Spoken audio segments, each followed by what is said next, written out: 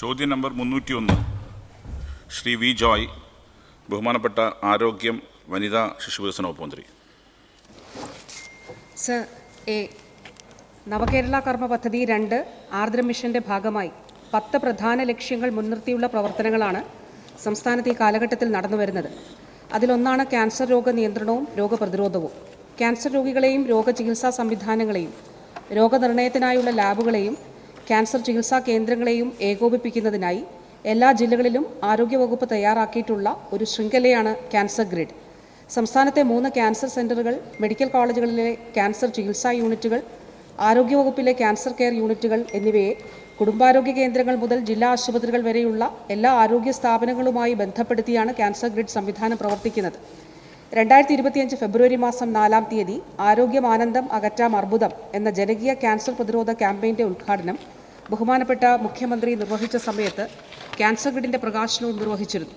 Cancer grid സംവിധാനം പ്രവർത്തനക്ഷമമായതിലൂടെ വ്യക്തികൾക്ക് ഏറ്റവും അടുത്തുള്ള ആരോഗ്യ കേന്ദ്രത്തിൽ തന്നെ ക്യാൻസർ സ്ക്രീനിംഗ്, പ്രാഥമിക രോഗനിർണയ പരിശോധനകൾ, പ്രാഥമിക ലാബ് പരിശോധനകൾ എന്നിവ നടപ്പിലാക്കാൻ സാധിക്കുന്നതും തുടർ പരിശോധനകൾ, ചികിത്സയും ആവശ്യമായി വന്നാൽ അവ ലഭ്യമായിട്ടുള്ള ഏറ്റവും അടുത്തുള്ള ആശുപത്രികൾ വഴിയും തുടർ പരിചരണം ആവശ്യമായി വന്നാൽ അത് കുടുംബാരോഗ്യ കേന്ദ്രങ്ങളിലൂടെയും ലഭ്യമാക്കാനും സാധിക്കും.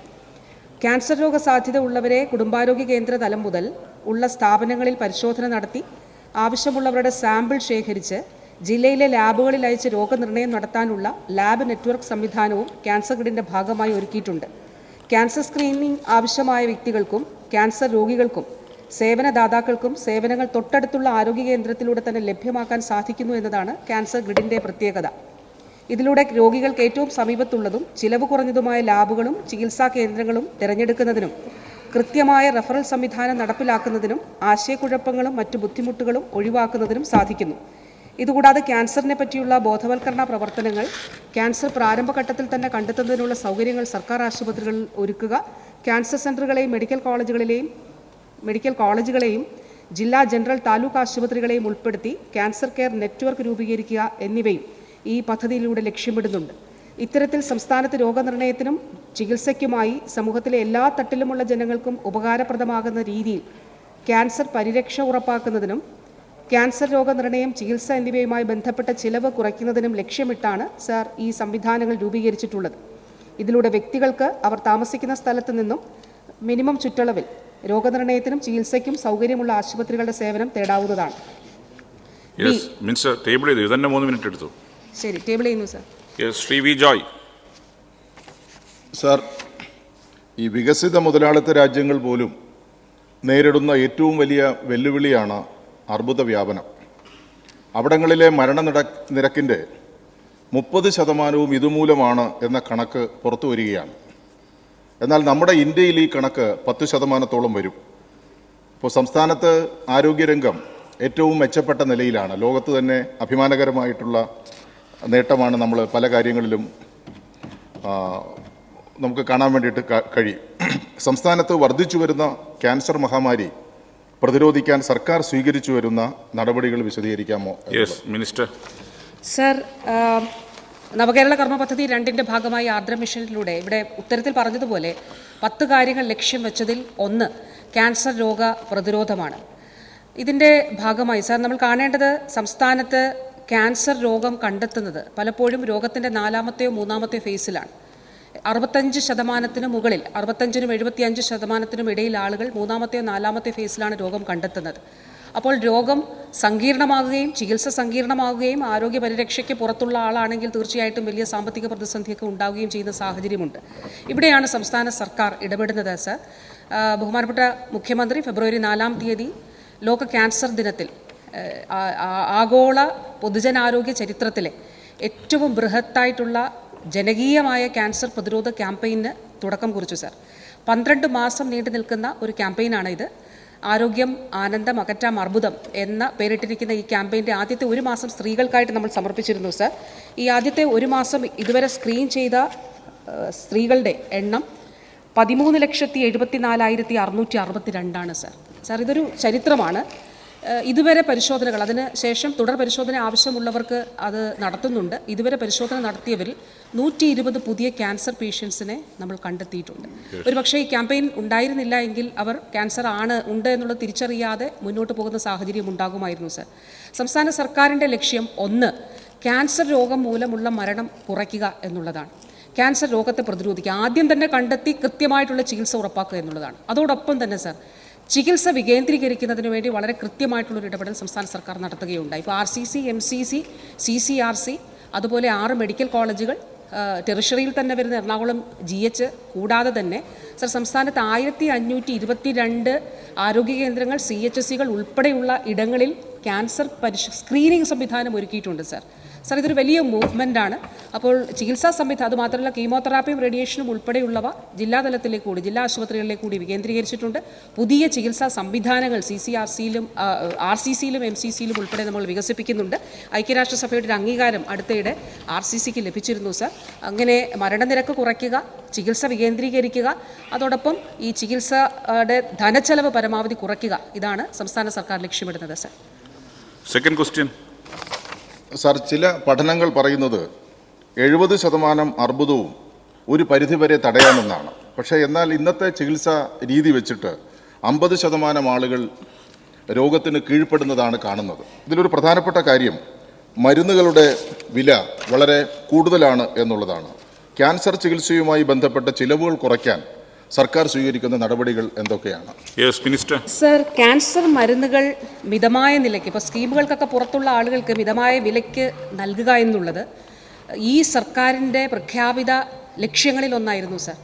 സർ, കഴിഞ്ഞ വർഷം സർക്കാരിൻ്റെ 100 ദിന കർമ്മ പരിപാടിയിൽ ഉൾപ്പെടുത്തി കാരുണ്യ സ്പർശം എന്നുള്ളൊരു പദ്ധതി ബഹുമാനപ്പെട്ട CM ഉദ്ഘാടനം ചെയ്തു സർ. അതായത് 0 പ്രോഫിറ്റ്, ഒരു ലാഭവും എടുക്കാതെ നമുക്ക് ഏത് വിലയ്ക്കാണോ നമ്മൾ മരുന്ന് വാങ്ങിക്കുന്നത് ആ വിലയ്ക്ക് നൽകുക എന്നുള്ളതാണ് നമ്മൾ ലക്ഷ്യമിട്ടത് സർ. അത് വലിയൊരു ആളുകൾക്ക് വലിയ രീതിയിൽ പ്രയോജനപ്രദമാണ്. 14/3/2025 വരെ സർ 3,47,00,000 രൂപയുടെ മരുന്ന്, പൊതുവിപണിയിൽ അത്രയും രൂപയുടെ മരുന്ന് നമ്മൾ ലഭ്യമാക്കിയത് 1,13,00,000 രൂപയ്ക്കാണ് സർ. അപ്പോൾ ചില മരുന്നുകളുടെ വില ഞാനൊന്ന് ഇവിടെ പറയാം സർ. 1,11,000 രൂപ വിലയുള്ള മരുന്ന് ഏതാണ്ട് 12,000 രൂപയ്ക്ക് നമുക്ക് കൊടുക്കാനായിട്ട് സാധിക്കുന്നുണ്ട് സർ. അതുപോലെ പ്രോസ്റ്റേറ്റ് ക്യാൻസറിൻ്റെ 42,350 രൂപ പൊതുവിപണിയിലുള്ളത് 5,000 രൂപയ്ക്ക് കൊടുക്കാൻ കഴിയുന്നു സർ. അതുപോലെ ഓരോ മരുന്നും സർ വലിയ ഗണ്യമായിട്ടുള്ള വ്യത്യാസമാണ് ഇതിൽ ഉണ്ടാകുന്നത്. അപ്പോൾ ഈ 14 കാരുണ്യ ഫാർമസികളിലാണ് ഇപ്പോൾ നമ്മളിത് ആരംഭിച്ചിരിക്കുന്നത്, 14 ജില്ലകളിലും. അത് കൂടുതൽ കാരുണ്യ ഫാർമസികളിലേക്ക് വ്യാപിപ്പിക്കുന്നതിന് വേണ്ടിയിട്ടാണ് ശ്രമിക്കുന്നത് സർ. ഞാൻ നേരത്തെ പറഞ്ഞ 3 കോടിയിൽ പരം മരുന്ന് പൊതുവിപണിയിൽ ഉള്ളത് നമ്മളിവിടെ കൊടുത്തപ്പോൾ ആളുകൾക്കുണ്ടായ ലാഭം ഈ 6 മാസം കൊണ്ട് സർ 2,34,49,000 ചില്ലുവാനും രൂപയാണ് സർ. ഇത് വലിയ ആശ്വാസമാണ് ആളുകൾക്ക് നൽകുന്നത്. ഇതുകൂടാതെ ഒരു കാര്യം കൂടെ ഉണ്ട് സർ. നമ്മുടെ മെഡിക്കൽ കോളേജുകളിലും അതോടൊപ്പം തന്നെ ജില്ലാ ആശുപത്രികളിലും ഏറ്റവും കൂടുതൽ ഇപ്പോൾ കാസ്പ് വഴിയുള്ള ചികിത്സയിൽ ഏറ്റവും കൂടുതൽ ഓങ്കോളജി ട്രീറ്റ്മെൻറ്റിനാണ് നൽകുന്നത്. അപ്പോൾ പരമാവധി ഈ സ്കീമിൽ ഉൾപ്പെടുത്തി നൽകുന്നതിന് വേണ്ടിയിട്ടുള്ള ശ്രമം നടക്കുന്നുണ്ട്.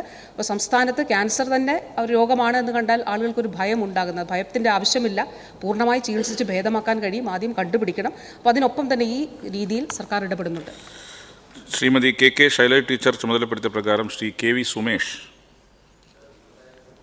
ഈ സയൻസ് ആൻഡ് ടെക്നോളജിയുടെ വളർച്ച AI സംവിധാനങ്ങളെല്ലാം ചികിത്സാ രംഗത്ത് ഉപയോഗപ്പെടുത്തുകയാണ്. കേരളം അതിലൊരു മാതൃകയായിട്ട് മാറി. നമ്മുടെ RCCയിലും MCയിലും റോബോട്ടിക് സർജറി ആരംഭിക്കാൻ കഴിഞ്ഞു എന്നത് വളരെ ശ്രദ്ധേയമായൊരു നേട്ടമാണ്. സാർ, എൻ്റെ ചോദ്യം ഈ റോബോട്ടിക് സർജറിയുടെ അനുഭവം എന്താണ്? കുട്ടികൾക്ക് റോബോട്ടിക് സർജറി അവിടെ നടത്തിയിട്ടുണ്ടോ എന്നതാണ് സാർ ചോദ്യം. Yes minister. സർ, ക്യാൻസർ ചികിത്സയിൽ പ്രത്യേകിച്ച് സർജിക്കൽ ഇൻ്റർവെൻഷൻ വളരെ കൃത്യതയോടുകൂടി നടത്തുന്നതിന് റോബോട്ടിക് സർജറി വലിയ രീതിയിൽ സഹായകരമാകുന്നുണ്ട്. നമ്മുടെ 2 റീജിയണൽ ക്യാൻസർ സെൻ്ററുകളിലാണ് റോബോട്ടിക് സർജറി ആരംഭിച്ചത്. 30 കോടിയിലധികം രൂപയാണ് സർ ഈ റോബോട്ടിക് സർജറി സാധ്യമാക്കുന്നതിന് വേണ്ടിയിട്ട് ചെലവഴിക്കപ്പെട്ടിട്ടുള്ളത്. RCCയിൽ ഇതുവരെ 300 റോബോട്ടിക്സ് ശസ്ത്രക്രിയകൾ നടന്നിട്ടുണ്ട്. 300 വിജയകരമായി അത്രയും ശസ്ത്രക്രിയകൾ നമുക്ക് നടത്താൻ കഴിഞ്ഞു. MCCയിൽ 200 ശസ്ത്രക്രിയകൾ റോബോട്ടിക് സർജറികൾ നടത്താൻ കഴിഞ്ഞു. ഏറ്റവും ആശ്വാസകരമായിട്ടുള്ളൊരു കാര്യം സർ, ഈ കഴിഞ്ഞ മാസം 27-ാം തീയതി, ഫെബ്രുവരി മാസം 27-ാം തീയതി പീഡിയാട്രിക് ഓങ്കോളജിയിൽ കുഞ്ഞുങ്ങളിലെ ശസ്ത്രക്രിയയിൽ റോബോട്ടിക് സർജറി വളരെ വിജയകരമായിട്ട് നടത്താൻ കഴിഞ്ഞു. തീർച്ചയായിട്ടും ആധുനിക കാലത്തെ ചികിത്സാ സംവിധാനങ്ങളെ ഏറ്റവും മികവുറ്റ രീതിയിൽ നമ്മുടെ ആശുപത്രികളിൽ ലഭ്യമാക്കുന്നതിൻ്റെ ശ്രമങ്ങളുടെ ഭാഗമായിട്ടാണ് ഇത് സാധ്യമാക്കിയിട്ടുള്ളത്. Shri K N Unnikrishnan. Sir, cervical ക്യാൻസറിനെതിരായുള്ള HPV വാക്സിനേഷൻ +1 +2 തലത്തിലെ പെൺകുട്ടികൾക്ക് നൽകുന്നതിന് തീരുമാനിച്ചിരുന്നല്ലോ. ഇത് എന്ന് മുതൽ നൽകാനാകും എന്നുള്ളതാണ് ഒരു ചോദ്യം. ഒരു പ്രധാനപ്പെട്ട ഒരു കാര്യം ചോദിക്കുകയാണ് സാർ. കുഞ്ഞു കുട്ടികൾ മുതൽ പ്രായമേറിയ ആളുകൾക്ക് വരെ ക്യാൻസർ രംഗത്ത് ഏറ്റവും പ്രധാനപ്പെട്ട ചികിത്സ ആവശ്യം വരുന്ന പ്രോട്ടോൺ ബീം തെറാപ്പി, അത് ഏഷ്യയിൽ മദ്രാസിൽ മാത്രമേ ഉള്ളൂ എന്നാണ് ഞാൻ മനസ്സിലാക്കിയിട്ടുള്ളത്. ആ ചികിത്സാ സമ്പ്രദായം നമുക്കിവിടെ കൊണ്ടുവരാൻ മുൻകൈ എടുക്കാൻ കഴിയുമോ? Proton beam therapy. Yes sir, ഇതിൽ ബഹുമാനപ്പെട്ട അംഗം ചോദിച്ച വളരെ പ്രധാനപ്പെട്ട ഒരു കാര്യം സർ, സർവൈക്കൽ ക്യാൻസറുമായിട്ട് ബന്ധപ്പെട്ട് ഇപ്പോൾ ഞാൻ നേരത്തെ നമ്മുടെ സ്ക്രീനിങ് ആരംഭിച്ചതിനെ കുറിച്ച് പറഞ്ഞു. 12 ലക്ഷത്തിലധികം വനിതകൾ, ഇപ്പോൾ 13,64,000-ലധികം വനിതകൾ സ്ക്രീൻ ചെയ്യപ്പെട്ടപ്പോൾ സാർ 120 കേസസ് കണ്ടുപിടിച്ചു. അതിൽ 66 CA ബ്രസ്റ്റ് ക്യാൻസറാണ്. അതുപോലെ 44 സർവൈക്കൽ ക്യാൻസറാണ്. ഓറൽ ക്യാൻസർ 10 എണ്ണമുണ്ട്. ഇനിയും പരിശോധനകൾ പൂർത്തിയാക്കാനുള്ളവരുണ്ട്. ഇത് പരിശോധിച്ച് സ്ക്രീൻ ചെയ്തവരുടെ പൂർണ്ണമായിട്ടുള്ള പരിശോധനകൾ പൂർത്തിയായിട്ടില്ല സാർ. അതുകൊണ്ട് തന്നെ ആഗോളതലത്തിൽ സർവൈക്കൽ ക്യാൻസറിനെ പ്രതിരോധിക്കുന്നതിന് ഏതാണ്ട് 99.9% ഇഫക്റ്റീവാണ് എന്നുള്ളത് കണ്ടെത്തിയിട്ടുള്ള HPV വാക്സിൻസ് അത് സംസ്ഥാനത്ത് കൊടുക്കുന്നതിന് വേണ്ടി സംസ്ഥാന സർക്കാർ തീരുമാനിച്ചിരുന്നു. അപ്പോൾ ആദ്യം 2 ജില്ലകൾ എന്നുള്ള നിലയിൽ നമ്മൾ തിരഞ്ഞെടുത്തിരുന്നു. പക്ഷേ ഈ ഒരു മൂവ്മെൻറ്റ് സംസ്ഥാനത്തുണ്ടായപ്പോൾ അതിനെ പിന്തുണയ്ക്കുന്നതിന് വേണ്ടി ഒട്ടേറെ സംഘടനകളുമൊക്കെ തന്നെ CSR ഫണ്ടുമൊക്കെ നമുക്ക് ലഭ്യമായിട്ടുണ്ട്.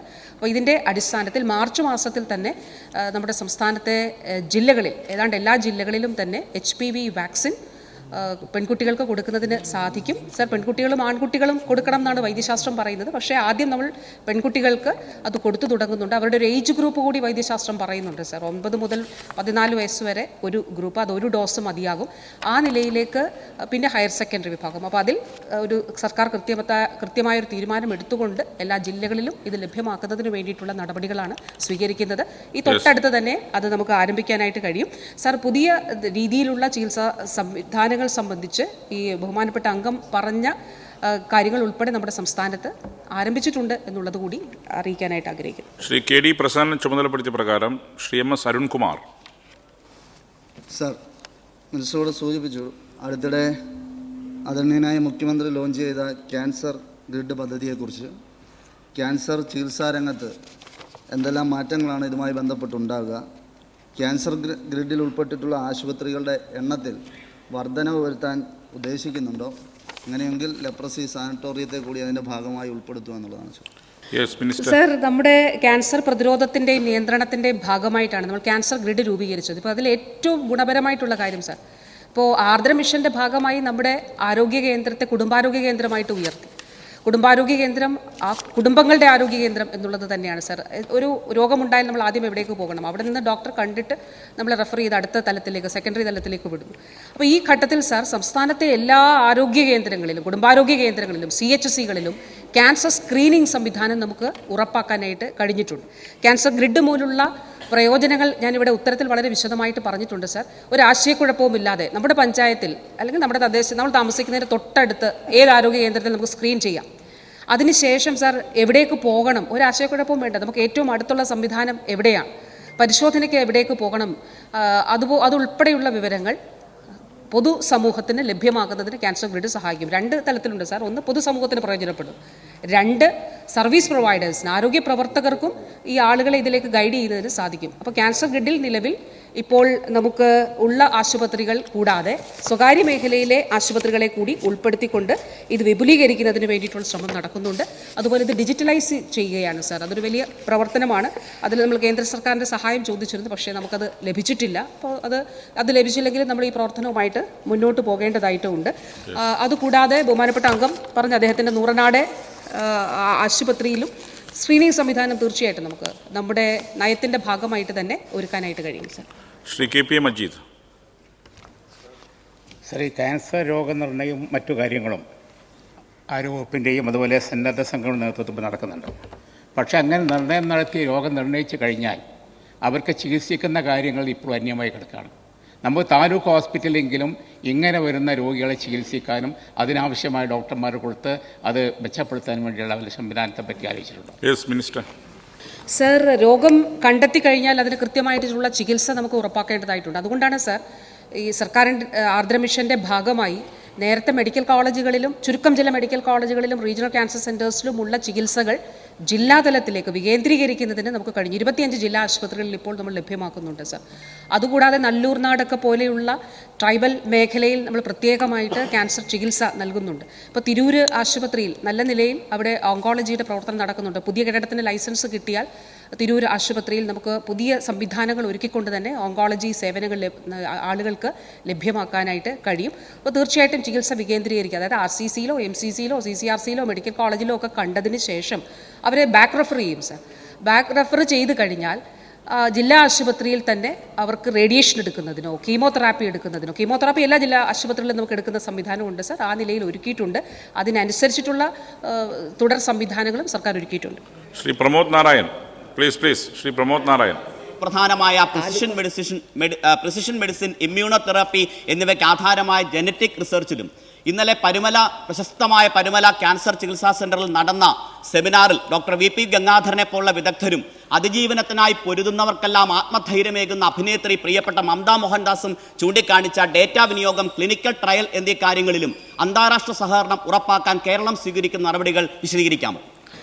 സർ, ബഹുമാനപ്പെട്ട അംഗം സൂചിപ്പിച്ച ജനറ്റിക് ഗവേഷണവുമായിട്ട് ബന്ധപ്പെട്ട് ജനിതകപരമായിട്ടുള്ള മാറ്റങ്ങളും മ്യൂട്ടേഷൻ ഉൾപ്പെടെയുള്ള കാര്യങ്ങളിലും സർ പഠനവും ഗവേഷണവും നമ്മുടെ 2 ക്യാൻസർ സെൻ്ററുകളിൽ RCCയിലും മലബാർ ക്യാൻസർ സെൻ്ററിലും നടക്കുന്നുണ്ട് സർ. അതുകൂടാതെ ഇതിൻ്റെ ഭാഗമായിട്ട് ഒട്ടേറെ പ്രസിദ്ധീകരണങ്ങളും, അതായത് ഒട്ടേറെ റിപ്പോർട്ടുകളും 2 ക്യാൻസർ സെൻ്ററുകളും പബ്ലിഷ് ചെയ്തിട്ടുണ്ട് സർ. വളരെ പ്രധാനപ്പെട്ട ഒരു കാര്യമാണ് ഈ ക്യാൻസർ ഗവേഷണവുമായിട്ട് ബന്ധപ്പെട്ട് ബഹുമാനപ്പെട്ട മുഖ്യമന്ത്രി നടത്തിയ ക്യൂബ സന്ദർശനത്തിൻ്റെ ഭാഗമായി മലബാർ ക്യാൻസർ സെൻറ്റർ കേന്ദ്രീകരിച്ചുകൊണ്ട് നമ്മളൊരു കമ്മിറ്റി രൂപീകരിച്ചു. ക്യൂബ ഇൻസ്റ്റിറ്റ്യൂട്ടും കേന്ദ്രീകരിച്ചുകൊണ്ട് ഒരു കമ്മിറ്റി രൂപീകരിച്ചിരുന്നു സാർ. അവിടെ ട്രിപ്പിൾ നെഗറ്റീവ് സ്തനാർബുദത്തിന് ഒരു വാക്സിൻ, അതുൾപ്പെടെ ലങ് ക്യാൻസറിന് ഉള്ള വാക്സിൻ ക്യൂബ ഇതിനോടകം തന്നെ ഡെവലപ്പ് ചെയ്തിട്ടുണ്ട് സാർ.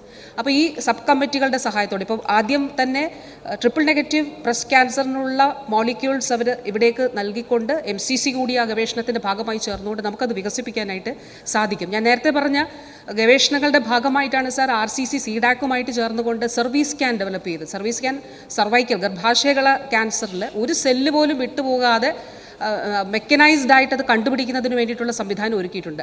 UN-ന്റെ ഐക്യരാഷ്ട്ര സംഘടന പ്രത്യേകമായിട്ട് കഴിഞ്ഞ മാസം RCCയുടെ ഈ ഒരു സിഡാക്കുമായിട്ട് ചേർന്നുകൊണ്ട് ഉള്ള ഈ ഒരു ഉപ്സാല എന്ന സ്വീഡിഷ് യൂണിവേഴ്സിറ്റി ഇവരുടെ കൂടെയുണ്ട്, അതിനെ അംഗീകരിച്ചിരുന്നു സർ. അപ്പോൾ പുതിയ കണ്ടുപിടുത്തം, ഇപ്പോൾ റെറ്റിനോബ്ലാസ്റ്റോമ കണ്ണിലുണ്ടാകുന്ന ക്യാൻസർ ട്യൂമറാണ് സർ.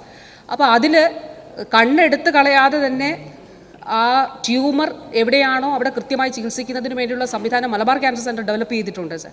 ഇന്ത്യയിൽ 4 ആശുപത്രികളിൽ മാത്രമേ അതുള്ളൂ, അത് മലബാർ ക്യാൻസർ സെൻറ്ററിലാണ്. അപ്പോൾ ഞാൻ ഇത് പറഞ്ഞത് തീർച്ചയായിട്ടും ഈ കാലഘട്ടത്തിൽ ഗവേഷണത്തിന് നല്ല പ്രാധാന്യം കൊടുക്കുന്നുണ്ട്. ജനറ്റിക് മേഖലയുമായി ബന്ധപ്പെട്ടിട്ടുള്ള പഠനവും ഗവേഷണവും നടക്കുന്നുണ്ട്. നമ്മൾ ഒട്ടേറെ ആർട്ടിക്കിൾസും ഇതിൻ്റെ ഭാഗമായിട്ട് പബ്ലിഷ് ചെയ്തിട്ടുണ്ട് സർ. ശ്രീ തിരുവഞ്ചൂർ രാധാകൃഷ്ണൻ.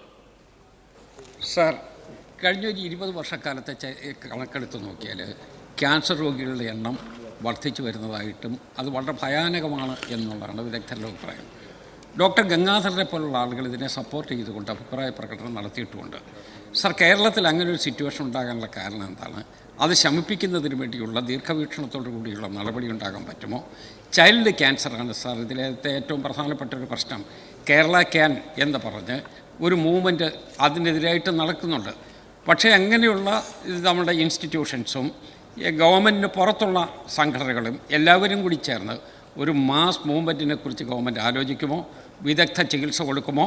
മരുന്നിനകത്തെ വിലയുടെ വ്യതിയാനം, ഇപ്പോൾ തമിഴ്നാട് കേരളം തമ്മിൽ മരുന്നിൻ്റെ ചില മരുന്നുകൾക്ക് വ്യതിയാനമുണ്ട്, അതുപോലുള്ള കാര്യത്തിലും ഒരു നിഷ്കർഷതയോടുകൂടിയ ഒരു സമീപനം എടുക്കുന്നു. സർ, ഞാനിത് പറഞ്ഞു കഴിഞ്ഞു. അതായത് നമ്മുടെ ആഗോള പൊതുജനാരോഗ്യ പ്രവർത്തകർ നേരിട്ടൊരു വലിയ പ്രശ്നമാണ് എങ്ങനെയാണ് ആളുകളെ സ്ക്രീനിങ്ങിലേക്ക് കൊണ്ടുവരിക. അതിനുള്ളൊരു ഉത്തരം കൂടിയാണ് സാർ ഇപ്പോൾ നമ്മൾ ഫെബ്രുവരി 4-ാം തീയതി തുടങ്ങിവെച്ച ജനകീയ ക്യാമ്പയിനിലൂടെ കേരളം കണ്ടെത്തിയിരിക്കുന്നതും കേരളം ലോകത്തോട് നൽകുന്നൊരു സന്ദേശം കൂടിയാണ് അത് സാർ. ഒരു വലിയ മൂവ്മെൻ്റാണ് സാർ. അതിലെല്ലാവരും പങ്കെടുക്കുന്നുണ്ട് സാർ. രാഷ്ട്രീയ ഭേദമില്ലാതെ സംഘടനകൾ, സ്ത്രീകളുടെ സംഘടനകൾ, യുവജന സംഘടനകൾ എല്ലാവരും പങ്കെടുക്കുന്നുണ്ട്, സ്ഥാപനങ്ങൾ പങ്കെടുക്കുന്നുണ്ട്.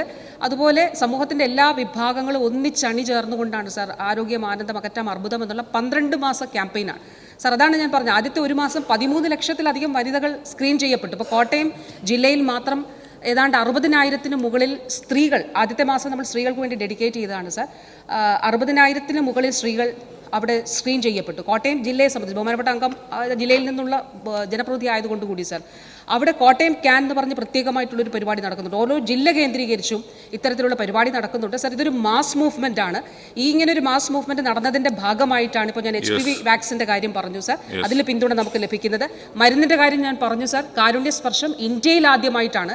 അത് ഈ ഗവൺമെന്റിന്റെ നയത്തിന്റെ അടിസ്ഥാനത്തിലാണ് സർ. അതായത് ആരോഗ്യ പരിരക്ഷയ്ക്ക് പുറത്തുള്ള ആളുകൾക്ക് ഏറ്റവും മിനിമം നിരക്കിൽ മരുന്നുകൾ ലഭ്യമാകും. അതാണ് ഞാൻ പറഞ്ഞത്. 1,10,000 രൂപയുള്ള ഒരു മരുന്നിന് 12,000 രൂപ എന്നുള്ളത് വാസ്തവത്തിൽ അത് സർക്കാർ സാധ്യമാക്കിയതാണ്. അത് കൂടുതൽ വിപുലീകരിക്കുന്നതിനും സർക്കാർ ആലോചിക്കുന്നുണ്ട്. പീഡിയാട്രിക് ഓങ്കോളജിയുമായി ബന്ധപ്പെട്ട് ഞാൻ ഇവിടെ നേരത്തെ പറഞ്ഞിട്ടുണ്ട് സർ. ചോദ്യം നമ്പർ 302 ശ്രീ മുരളി പെരുന്നള്ളി. ബഹുമാനപ്പെട്ട മുഖ്യമന്ത്രി.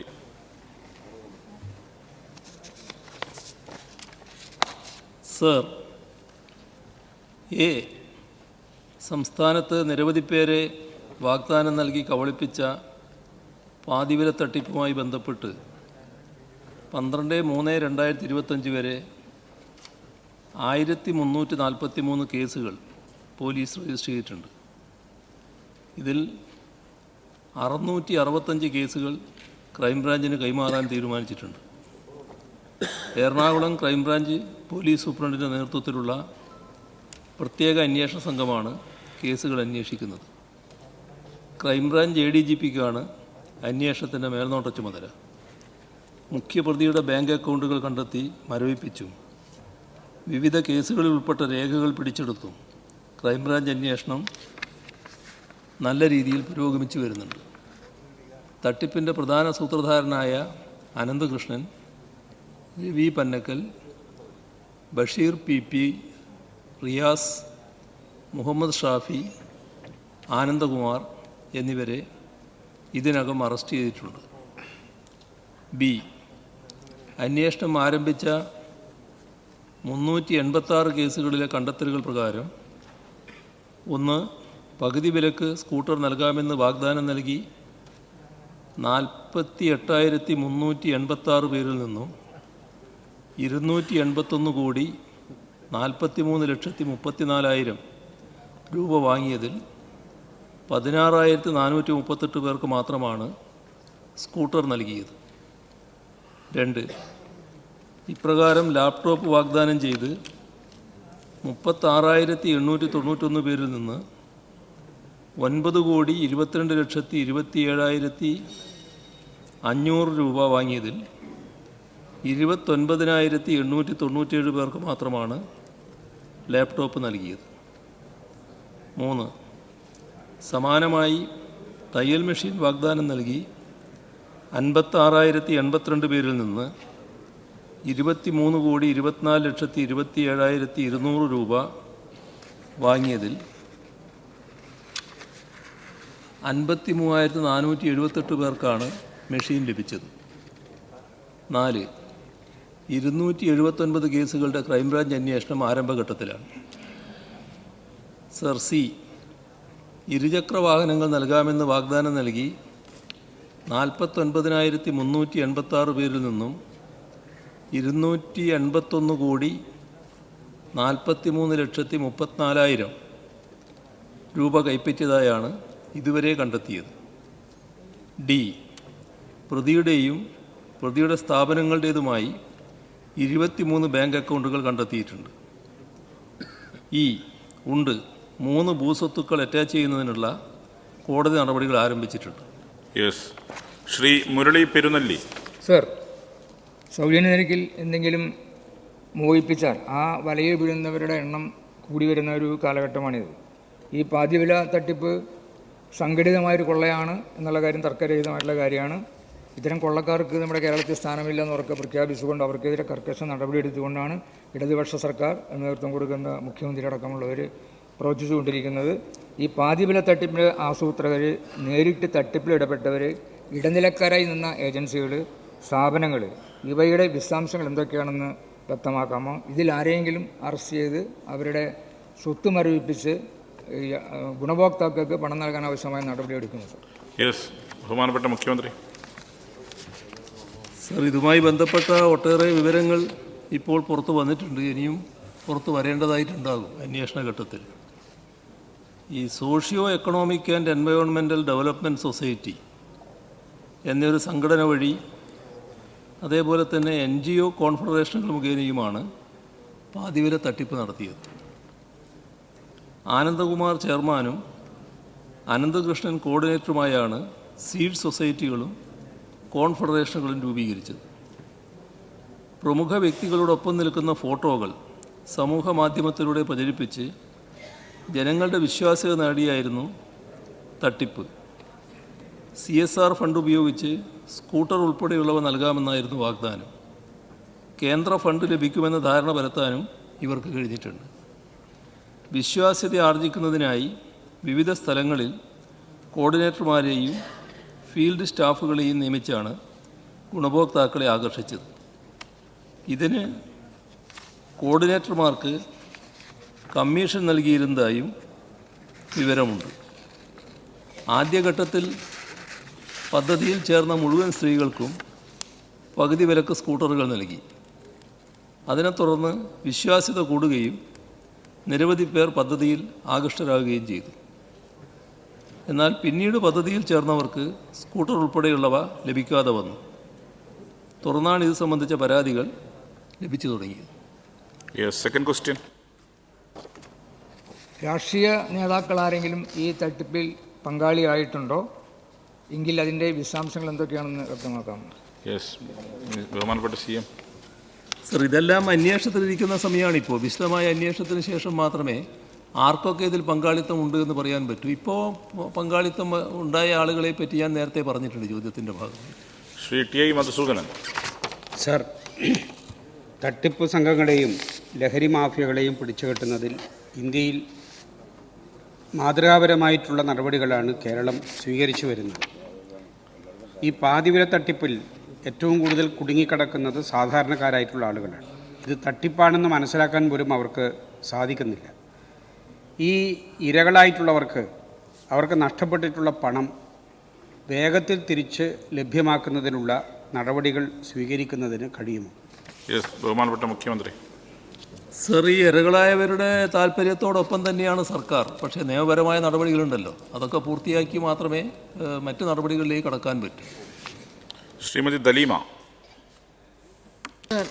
ഈ തട്ടിപ്പിനിരയായ കൊള്ളക്കാർക്കെതിരെ നമ്മുടെ സംസ്ഥാന സർക്കാർ സ്വീകരിച്ച നടപടിയെ ഞാൻ അഭിനന്ദിക്കുകയാണ്. ഈ തട്ടിപ്പിന് ഇരയായ അരൂർ മണ്ഡലത്തിലെ ഏറ്റവും കൂടുതൽ ജനങ്ങളാണ് ഈ തട്ടിപ്പിന് കൂടുതലായിട്ട് ഇരയായിട്ടുള്ളതെന്നാണ് നമ്മൾ സെർച്ച് ചെയ്തപ്പോൾ മനസ്സിലായത്. എന്നാൽ 2-3 FIR മാത്രമാണ് ഇത് രജിസ്റ്റർ ചെയ്തിട്ടുള്ളത്. FIR ഇട്ട കേസുകൾ പിൻവലിച്ചാൽ ആയിരക്കണക്കിന് തട്ടിപ്പിന് ഇരയായവരെ അത് ബാധിക്കുമോ എന്നുള്ളത്. സർ, ഈ തട്ടിപ്പിന് ഇരയായവർ എല്ലാ സ്ഥലത്തും വലിയ തോതിലുണ്ട്. ഓരോ പ്രദേശത്തും അവിടെയാണ് കൂടുതലെന്ന് തോന്നുന്നതാണ്. വലിയ നമ്പറാണ് ഇതിൻ്റെ ഭാഗമായി വന്നിട്ടുള്ളത്. എല്ലാ കാര്യത്തിലും ശക്തമായ നടപടിയാണ് സ്വീകരിച്ചു പോകുന്നത്. പോലീസ് ആദ്യം അന്വേഷിക്കുകയും ക്രൈംബ്രാഞ്ചിന് കൈമാറുകയും ചെയ്യുന്ന രീതിയാണ് സ്വീകരിക്കുന്നത്. ശ്രീ P. അബ്ദുൾ ഹമീദ്. സർ, ഇതുപോലെ ഈ തട്ടിപ്പ് നടത്തുന്ന സംഘങ്ങൾ അവർ ചില്ലറക്കാരല്ല.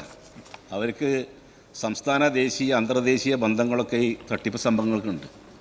ഇപ്പോൾ ഈ അക്കൗണ്ട് ഹോൾഡർ അറിയാതെ ബാങ്കിൽ നിന്ന് പണം പിൻവലിക്കുക, അതുപോലെ തന്നെ വിസ തട്ടിപ്പ്, അതുപോലെ തന്നെ ജോലി വാഗ്ദാനം ചെയ്ത് തട്ടിപ്പ്, അങ്ങനെ നാട്ടിൻ പുറങ്ങളിലും നഗരപ്രദേശങ്ങളിലുമൊക്കെ ഇതുപോലെ ഒട്ടനവധി തട്ടിപ്പുകൾ നടക്കുകയാണ്. സർ, ഈ നൂതനമായ സാങ്കേതിക വിദ്യയിലൂടെ ഇതൊക്കെ കണ്ടെത്താൻ സാധിക്കുള്ളൂ. അപ്പോൾ അതുകൊണ്ട് നമ്മുടെ ഈ പോലീസിങ് ഇൻ്റലിജൻസ് വിഭാഗം ഇതുപോലെ ശക്തിപ്പെടുത്തി അവർക്ക് അതിനാവശ്യമായിട്ടുള്ള പരിശീലനം കൊടുക്കാൻ സർക്കാർ തയ്യാറാവുമോ എന്നുള്ളതാണ് ചോദ്യം.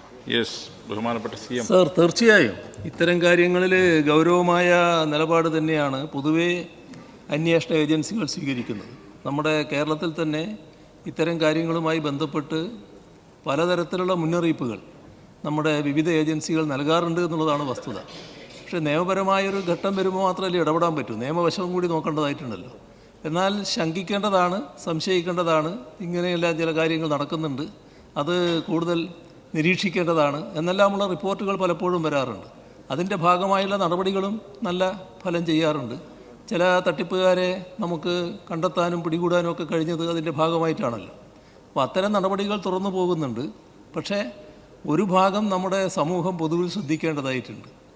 അത് ഇത്തരം തട്ടിപ്പുകാർ നൽകുന്ന മോഹന വാഗ്ദാനങ്ങളിൽ കുടുങ്ങി അതിൻ്റെ ഭാഗമായി തൽക്കാലം ചിലർ ലാഭം കിട്ടട്ടെ എന്ന മട്ടിൽ അതിൻ്റെ കൂടെ ചേരുമ്പോൾ അതാണ് തട്ടിപ്പിന് പ്രോത്സാഹനമായിട്ട് മാറുന്നത്. ഇത്തരം ആളുകൾക്ക് അവസരമൊരുക്കുന്നത് അതാണ്. ഇപ്പോൾ കോടിക്കണക്കിന് രൂപ ഇതിൻ്റെ ഭാഗമായി തട്ടിപ്പ് നടന്നല്ലോ. അത് ആയിരക്കണക്കിന് ആളുകളല്ലേ ഇതിൻ്റെ ഭാഗമായി മാറിയത്. അപ്പോൾ ആ തരത്തിലുള്ള ഒരു മോഹന വാഗ്ദാനങ്ങളിൽ കുടുങ്ങാതിരിക്കുന്ന ഒരു കരുതൽ നമ്മുടെ സമൂഹത്തിന് പൊതുവിലുണ്ടാക്കാൻ നമ്മളെല്ലാവരും ശ്രദ്ധിക്കേണ്ടതായിട്ടുമുണ്ട്. ബഹുമാനപ്പെട്ട പ്രതിപക്ഷ നേതാവ്. ബഹുമാനപ്പെട്ട മുഖ്യമന്ത്രി ഉത്തരം പറഞ്ഞപ്പോൾ വളരെ ശരിയായൊരു കാര്യമാണ് പറഞ്ഞത്. നമ്മുടെ ധാരണ നമ്മൾ വലിയ അതിബുദ്ധിമാന്മാരാണ്, മിടുക്കന്മാരാണെന്നൊക്കെയാണ് മലയാളികളുടെ പൊതുവായ ധാരണ. പക്ഷെ എനിക്ക് തോന്നുന്നു ഇന്ത്യയിൽ ഏറ്റവും കൂടുതൽ കബളിപ്പിക്കപ്പെടാൻ സാധ്യതയുള്ള ആളുകളും മലയാളികളാണ്.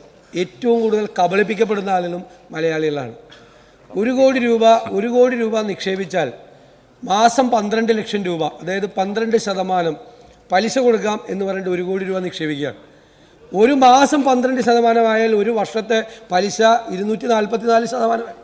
244% പലിശ ഏത് സ്ഥാപനത്തിന് കൊടുക്കാൻ പറ്റും? കൊടുക്കാൻ പറ്റില്ല. പക്ഷേ ഇതുപോലുള്ള വ്യാപകമായ തട്ടിപ്പുകൾ, ഫോണിൽ കൂടി നടക്കുന്ന തട്ടിപ്പുകൾ, ക്രെഡിറ്റ് കാർഡ് കൂടി നടപ്പ്, അമിതമായ ഈ ഒരു ആഗ്രഹം, പണം ഉണ്ടാക്കാൻ വേണ്ടിയിട്ടുള്ള അമിതമായ ആഗ്രഹമാണ് ഇത്തരം തട്ടിപ്പുകാർക്ക് വളമാക്കി കേരളം മാറുന്നത് എന്നുള്ള കാര്യം അങ്ങ് ശ്രദ്ധയിൽപ്പെട്ടിട്ടുണ്ട്. ജഡ്ജിമാർ വരെ പറ്റിപ്പോകുന്നുണ്ട്. സർ, തീർച്ചയായും ഇത് തന്നെയാണ് വലിയ പ്രശ്നം. അത് അങ്ങ് അതിൻ്റെ യഥാർത്ഥ വശം തന്നെയാണ് ചൂണ്ടിക്കാണിച്ചിട്ടുള്ളത്. ഇക്കാര്യത്തിൽ പൊതുസമൂഹത്തെ ബോധവൽക്കരിക്കുക എന്നുള്ളത് വളരെ പ്രധാനമാണ്. എന്നെ ഒന്ന് പറ്റിച്ചോളൂ എന്ന് പറഞ്ഞിട്ട് അങ്ങോട്ട് പോയിട്ട് ഈ പറ്റിക്കുന്ന കൊടുക്കുന്ന അവസ്ഥ ഉണ്ടാകാതിരിക്കുക എന്നുള്ളത് ഏറ്റവും പ്രധാനമാണ്. അൻവർ സാദ്. സർ, യഥാർത്ഥ പോലീസിംഗ് എന്ന് വെച്ചാൽ നമ്മൾ ക്രൈം നടക്കുന്നതിന് മുമ്പ് ആ പ്രതികളെ പിടിക്കാനോ ആ ക്രൈം അല്ലെങ്കിൽ ആ വിഷയം തടയാനോ സാധിക്കണം. സാറേ, ഇന്ന് നമുക്കറിയാം നമ്മുടെ കേരളത്തിൽ നല്ല ഇൻ്റലിജൻസ് വിഭാഗമുണ്ട്, സ്പെഷ്യൽ ബ്രാഞ്ച് വിഭാഗമുണ്ട്. ഈ വിഭാഗങ്ങളൊക്കെ ഇങ്ങനെയുള്ള നമ്മുടെ ഇപ്പോൾ നിങ്ങൾ ബഹുമാനപ്പെട്ട പ്രതിപക്ഷ അത് മുഖ്യമന്ത്രി പറഞ്ഞ കൂട്ട് ഒത്തിരി തട്ടിപ്പുകൾ നമ്മുടെ കേരളത്തിൽ നടക്കുന്നത്. മലയാളികൾ ഇത് എത്ര പറഞ്ഞാലും പഠിക്കില്ല എന്ന് നമ്മൾ പറയാറുണ്ട്. അത് സംഭവിച്ചുകൊണ്ടിരിക്കുക. അപ്പോൾ ഇങ്ങനെയുള്ള ചില പദ്ധതികൾ അനൗൺസ് ചെയ്യുമ്പോൾ എന്തുകൊണ്ട് നമ്മുടെ ഇവിടുത്തെ ഇൻ്റലിജൻസ് വിഭാഗം, സ്പെഷ്യൽ ബ്രാഞ്ച് വിഭാഗം ഇത് നിരീക്ഷിച്ച് അത് കണ്ടുപിടിച്ച് അതിനെ തടയാനോ അതിന് ജനങ്ങൾ കൂടുതൽ അപകടത്തിലേക്ക് ചെന്ന് ചാടാതിരിക്കാനോ അത് എന്തുകൊണ്ട് ഈ സംവിധാനങ്ങൾക്ക് സാധിക്കുന്നില്ല? അത് നമുക്കൊന്നും കൂടി ഒന്ന് ഉഷാറാക്കി അവരെ കൂടുതൽ കാര്യക്ഷമമായി പ്രവർത്തിക്കാനുള്ള ഒരു നിർദ്ദേശം ഗവൺമെൻറ് അതിനുള്ള സംവിധാനങ്ങൾ ചെയ്യുമോ എന്നാണ് എൻ്റെ ബഹുമാനപ്പെട്ട മുഖ്യമന്ത്രി. സർ, ഈ കാര്യത്തിൽ അങ്ങ് നിരന്തരം ബന്ധപ്പെടുന്ന ഒരു പോലീസ് സൂപ്രണ്ടാണ് എൻ്റെ അടുത്ത് ആദ്യം ഇതൊരു സംശയകരമായ കാര്യമാണ് എന്ന് സൂചിപ്പിക്കുന്നത്. അപ്പോൾ ആവശ്യമായ കരുതൽ അവർ സ്വീകരിക്കുന്നുണ്ട്. പക്ഷേ നടപടിയിലേക്ക് കടക്കണമെങ്കിൽ അതുമായി ബന്ധപ്പെട്ട നിയമപരമായ വശങ്ങളുണ്ടല്ലോ. അതിൻ്റെ ശേഷം മാത്രമേ നടപടിയിലേക്ക് കടക്കാൻ പറ്റൂ. ആദ്യം തന്നെ അദ്ദേഹം എന്നോട് സൂചിപ്പിക്കുക, ഇങ്ങനൊരു കാര്യം നടക്കുന്നുണ്ട്, ഈ ഭാഗത്താണ് നിങ്ങളെ ആ ഭാഗം എല്ലാം കൂടി ചേർന്നതാണ്, ആ ഭാഗത്താണ് നടക്കുന്നത് എന്ന് അദ്ദേഹം പറയുകയാണ്. അപ്പോൾ നിരീക്ഷിച്ചുകൊണ്ടിരിക്കുകയാണ് എന്നും പറയുകയാണ്. അപ്പോൾ ഇതൊക്കെ അവർ ശ്രദ്ധിക്കുന്നുണ്ട്. പക്ഷേ ഇടപെടുന്നതിന് നിയമപരമായ പരിമിതികളുണ്ട് എന്നുള്ളതാണ് വസ്തുത. ഷംസുദ്ദീൻ. ഇവിടെ എല്ലാവരും ഈ കാര്യത്തിൽ ഒരേ മനസ്സോടുകൂടി തന്നെയാണ് സർ സംസാരിച്ചത്. കാരണം ഇങ്ങനെ നിരന്തരമായി ഒരു തട്ടിപ്പ് കഴിഞ്ഞാൽ വീണ്ടും മലയാളികൾ ആവർത്തിച്ച് തട്ടിക്കപ്പെടുന്ന സ്ഥിതിയാണ് സർ. സർ, ഇത്തരം സംരംഭങ്ങൾ ആരംഭിക്കുമ്പോൾ ഇതിൻ്റെ ഒരു സ്വഭാവം പരിശോധിക്കാൻ ഇവിടെ നേരത്തെ സൂചിപ്പിച്ചതുപോലെ തന്നെ നമ്മുടെ ഇൻ്റലിജൻസ് സംവിധാനത്തിന് കഴിയണം സർ. അപ്പോൾ ഇത്തരം തട്ടിപ്പുകൾ ഇപ്പോൾ ധാരാളം ധനകാര്യ സ്ഥാപനങ്ങൾ വരുന്നു, പുതിയ തരത്തിലുള്ള ഓഫറുകൾ വരുന്നു. അപ്പോൾ അതിൻ്റെ ഒരു പശ്ചാത്തലം പരിശോധിക്കാനും അതിൽ കൂടുതൽ ആളുകൾ അകപ്പെടാതിരിക്കാനും അതിനൊരു പ്രത്യേക ഇൻ്റലിജൻസ് വിങ്ങിനെ, ഈ പാതിവില തട്ടിപ്പിൻ്റെ പശ്ചാത്തലത്തിൽ ഒരു പ്രത്യേക ഇൻ്റലിജൻസ് വിങ്ങിനെ സംസ്ഥാനത്ത് പോലീസിൻ്റെ ഭാഗമായി നിയമിക്കാൻ സർക്കാർ സന്നദ്ധമാവുമോ എന്നാണ് എൻ്റെ ചോദ്യം. സർ, ഇത് ആവർത്തിച്ച് വരുന്നൊരു സംശയമാണ്. അത് ഇതിൻ്റെ വൈപുല്യം കൊണ്ടാണ് ഇങ്ങനെ സംശയങ്ങൾ ഉയരുന്നത്. പക്ഷേ പോലീസിനും ഇക്കാര്യത്തിൽ പരിമിതിയുണ്ട് എന്നുള്ളതാണ് വസ്തുത. ഒരു കൂടുതൽ വാഗ്ദാനം നൽകുന്ന ഒരു സ്ഥാപനം, ഒരു വ്യക്തി, അതുമായി ബന്ധപ്പെട്ട് ഒരു പ്രശ്നം എൻ്റെ അടുത്ത് ഉയർന്ന പോലീസ് ഓഫീസർമാർ തന്നെ ചർച്ച ചെയ്ത് ഞാൻ ഓർക്കുകയാണ്. പക്ഷേ അവർക്ക് നടപടിയെടുക്കാൻ പറ്റില്ല. നടപടിയെടുക്കണമെങ്കിൽ എന്തെങ്കിലും തട്ടിപ്പ് നടക്കണ്ടേ? നിങ്ങൾ തട്ടിപ്പ് നടത്താൻ ഇടയുണ്ടെന്ന് പറഞ്ഞിട്ട് കേസെടുക്കാൻ പറ്റും. അങ്ങനെ വന്നാൽ വല്ലാത്ത ഒരു നടപടിയിലേക്കല്ലേ പോവുക. അപ്പോൾ അത്തരം കാര്യങ്ങൾ അവർ ശ്രദ്ധിക്കുന്നുണ്ട്. ഞാൻ നേരത്തെ പറഞ്ഞല്ലോ, അതുപോലുള്ള കാര്യങ്ങൾ ശ്രദ്ധിക്കുന്ന അവസ്ഥ പൊതുവെ ഉണ്ടാകുന്നുണ്ട്. ശ്രീ GS ജയലാൽ. സർ, ഈ ലാഭം വാഗ്ദാനം ചെയ്യുക മാത്രമല്ല സർ, സർ, ഈ ചാരിറ്റിയുടെ ഒരു മറവിൽ വലിയ ചാരിറ്റി ചെയ്യുന്ന രീതിയിലുള്ള ചില ഭൂമി വാങ്ങിക്കൊടുക്കാനുള്ള തട്ടിപ്പ്, ഇതുപോലെ ഇപ്പോൾ ഈ പറഞ്ഞതുപോലെ തട്ടിപ്പുകൾ, അപ്പോൾ അത്തരത്തിലുള്ള ചില ചിന്തകൾ കൂടി കേരളത്തിൽ വളർന്നു വരുന്നുണ്ട് എന്നുള്ളത് ശ്രദ്ധയിൽപ്പെട്ടിട്ടുണ്ടോ? നടപടി സ്വീകരിക്കും. യെസ്, ബഹുമാനപ്പെട്ട CM. സർ, ചാരിറ്റി വർക്ക് നല്ലതുപോലെ നടക്കുന്ന ഒരു സംസ്ഥാനമാണ് കേരളം.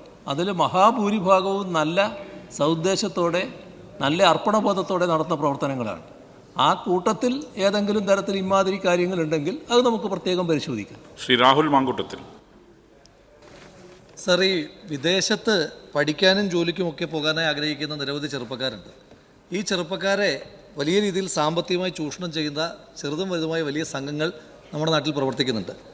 അപ്പോൾ അത് പറ്റിക്കപ്പെട്ടതിന് ശേഷം അത് പ്രതിരോധിക്കുന്നതിനപ്പുറം ഈ കുട്ടികൾ പഠിക്കാനും ജോലിക്കുമൊക്കെയായി പോകുന്ന വിദേശത്തെ സ്ഥാപനങ്ങളെപ്പറ്റി, അതിൻ്റെ ഒരു ആധികാരികതയെപ്പറ്റി പഠിച്ചവർക്ക് വിവരം കൊടുക്കാനുള്ള എന്തെങ്കിലും ഒരു പ്രത്യേക സംവിധാനത്തെപ്പറ്റി സർക്കാർ ആലോചിക്കുന്നുണ്ടോ? അതിനെ പ്രതിരോധിക്കാൻ കഴിയുമോ? യെസ്, ബഹുമാനപ്പെട്ട CM. ഇതൊരു പൊതുവായ പ്രശ്നം തന്നെയാണ്. നമ്മുടെ വിദേശത്തുള്ള ചില സ്ഥാപനങ്ങൾ ഒരു മേശയിൽ 4 കസേര ഉണ്ടായാൽ ഒരു പ്രധാനപ്പെട്ട ഒരു സ്ഥാപനമാണ് എന്ന് പരസ്യം കൊടുത്ത് ഏതാണ് ഈ സ്ഥാപനമെന്ന് മനസ്സിലാകാതെ അതിൽ പോയി കുടുങ്ങി അവിടെ ചെന്നപ്പോഴാണ് ഇവിടെ മറ്റൊന്നുമില്ല, ഇത് മാത്രമേ ഉള്ളൂ എന്ന് മനസ്സിലാക്കുന്നത്. അങ്ങനെയൊരു പ്രശ്നങ്ങൾ വലിയ തോതിൽ ഉയർന്നു വരുന്നുണ്ട്. ഏതായാലും ആ അനുഭവത്തിൻ്റെ അടിസ്ഥാനത്തിൽ എന്താണ് നമുക്ക് ചെയ്യാൻ കഴിയുക എന്നുള്ളത് ഗൗരവമായിട്ട് ആലോചിച്ച് നടപടികൾ സ്വീകരിക്കാം. ചോദ്യം നമ്പർ 303 ശ്രീ DK മുരളി, ബഹുമാനപ്പെട്ട തദ്ദേശ സ്വയംഭരണം എക്സൈസ് പാർലമെന്ററി കാര്യ വകുപ്പ് മന്ത്രി. സർ,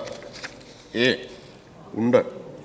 സംസ്ഥാനത്തെ തദ്ദേശ സ്വയംഭരണ സ്ഥാപനങ്ങളിൽ വിജ്ഞാന സമൂഹ സൃഷ്ടിക്കായി KDISCും കിലയും തദ്ദേശ സ്വയംഭരണ വകുപ്പും ചേർന്ന് നടപ്പാക്കുന്ന ഒരു തദ്ദേശ സ്വയംഭരണ സ്ഥാപനം ഒരാശയം എന്ന പദ്ധതിയുടെ ഭാഗമായി 13 ജില്ലകളിൽ 19 ബ്ലോക്കുകളിലായി ഇന്നൊവേഷൻ ക്ലസ്റ്ററുകൾ രൂപീകരിച്ചിട്ടുണ്ട്.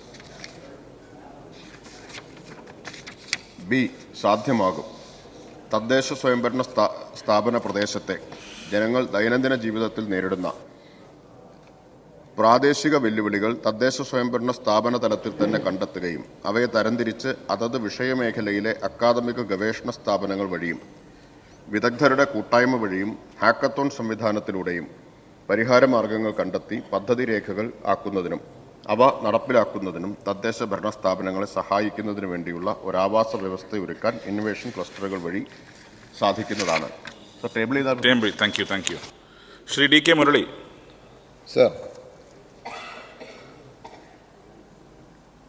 സംസ്ഥാനത്ത് 2ാം തലമുറ വികസന വെല്ലുവിളികളെ നേരിടുന്നതിന് ഇന്നൊവേഷൻ ക്ലസ്റ്ററുകൾ രൂപീകരിക്കുകയും ബ്ലോക്ക് തലത്തിൽ ഇതിൻ്റെ പ്രവർത്തനങ്ങൾ ആരംഭിക്കുകയും ചെയ്തിട്ടുണ്ടോ എന്നുള്ളതാണ് എൻ്റെ ചോദ്യം. യെസ്, ബഹുമാനപ്പെട്ട മിനിസ്റ്റർ. സർ, ബഹുമാനപ്പെട്ട അംഗം ചോദ്യത്തിൽ ചൂണ്ടിക്കാണിച്ചതുപോലെ കേരളത്തിലെ തദ്ദേശ സ്ഥാപനങ്ങളുടെ ചുമതലയിൽ ഇന്ന് ഗുണപരമായ ഒരു പരിവർത്തനം, ഒരു ക്വാളിറ്റേറ്റീവ് ചേഞ്ച് ഉണ്ടായിക്കൊണ്ടിരിക്കുകയാണ്. പരമ്പരാഗതമായി തദ്ദേശ സ്ഥാപനങ്ങൾ കൈകാര്യം ചെയ്തുകൊണ്ടിരുന്നത് അടിസ്ഥാന സേവനങ്ങൾ ലഭ്യമാക്കുക, പ്രാദേശിക അടിസ്ഥാന സൗകര്യ വികസനം, അവയുടെ പരിപാലനം, ഇങ്ങനെയുള്ള ക്ഷേമ പ്രവർത്തനങ്ങൾ, ഇങ്ങനെയുള്ള കാര്യങ്ങളൊക്കെയാണ്. എന്നാൽ അതിൽ നിന്ന് വ്യത്യസ്തമായി ഇപ്പോൾ പ്രാദേശിക സാമ്പത്തിക വികസനം, തൊഴിൽ സൃഷ്ടിക്കൽ, 2ാം തലമുറ വികസന വെല്ലുവിളികളെ അഭിസംബോധന ചെയ്യൽ തുടങ്ങിയിട്ടുള്ള ഗുണപരമായിട്ടുള്ള ഒരു മാറ്റം ഇന്ന് പ്രാദേശിക സ്ഥാപനങ്ങളുടെ, തദ്ദേശ സ്ഥാപനങ്ങളുടെ പ്രവർത്തനത്തിൽ ഉണ്ടായിക്കൊണ്ടിരിക്കുകയാണ്. അപ്പം അതിനുതകുന്ന ഒരു പ്രാദേശിക സാമ്പത്തിക വികസനത്തിന് കൂടി ഉതകുന്ന ഒരു എക്കോസിസ്റ്റം, ആവാസ വ്യവസ്ഥ സൃഷ്ടിക്കുന്നതിന് വേണ്ടിയിട്ടാണ് ഇപ്പോൾ ശ്രമം നടത്തിക്കൊണ്ടിരിക്കുന്നത്. ഇന്നൊവേഷൻ ക്ലസ്റ്ററുകൾ അതിൻ്റെ ഭാഗമാണ്. സംസ്ഥാന തലത്തിൽ KDISC ആവിഷ്കരിച്ചിട്ടുള്ള ഒരു ഇന്നൊവേഷൻ ഇക്കോസിസ്റ്റത്തിൻ്റെ വികേന്ദ്രീകൃതമായ മാതൃകയാണ് ബ്ലോക്ക് തലങ്ങളിൽ നടപ്പാക്കിക്കൊണ്ടിരിക്കുന്ന ബ്ലോക്ക് ഇന്നൊവേഷൻ ക്ലസ്റ്ററുകൾ എന്നത്.